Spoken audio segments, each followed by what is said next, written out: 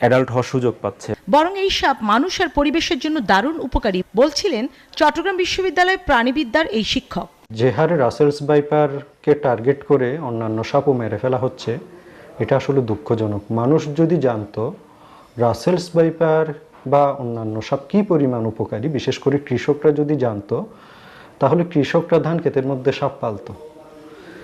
আপনার উদাহরণ হিসেবে বলতে পারি, একটা ইঁদুর বছরে ন্যূনতম 1000 টাকার ফসল নষ্ট করে, আর একটা সাপ বছরে কমপক্ষে 50টা ইঁদুর খায়।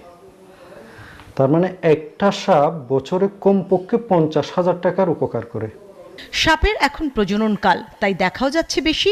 রাসেলস ভাইপার দক্ষ সাঁতারু, যে কারণে নদীর স্রোত ও বন্যার পানিতে এটি বিভিন্ন এলাকায় বিস্তৃত হয়েছে।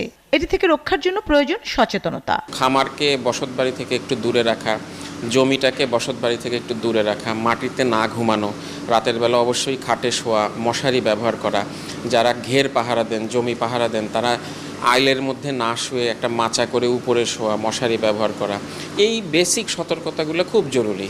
হঠাৎ করে কোনো নতুন গর্তে হাত না দেওয়া, বাসার ভেতরে যদি কোনো গর্ত দেখা যায় গর্তটা পূরণ করে দেওয়া, এগুলো পালন করলেই সাপের সাথে মানুষের ইন্টারাকশনও কমে যাবে, স্বভাবভাবে বাইটও কমে যাবে। সুতরাং অতিরিক্ত আতঙ্কিত হওয়ার এটা প্রয়োজন নেই। রাজশাহী মেডিকেল কলেজের তথ্য বলছে গত এক যুগে এই সাপ কেটেছে 213 জনকে, যার মধ্যে 69 জন মারা গেছে, অর্থাৎ মৃত্যুর হার 29%। ভেনম রিসার্চ সেন্টারের প্রিন্সিপাল ইনভেস্টিগেটর অধ্যাপক ডক্টর অনিরুদ্ধ ঘোষ জয় বলছেন, রাসেলস ভাইপার সহ কোনো সাপের কামড়েই সাথে সাথে মৃত্যু হয় না। বাংলাদেশের রাসেলস ভাইপারে এটা ডকুমেন্ট হয় নাই যে নিউরোটক্সিসিটি আছে, মানে নার্ভের উপর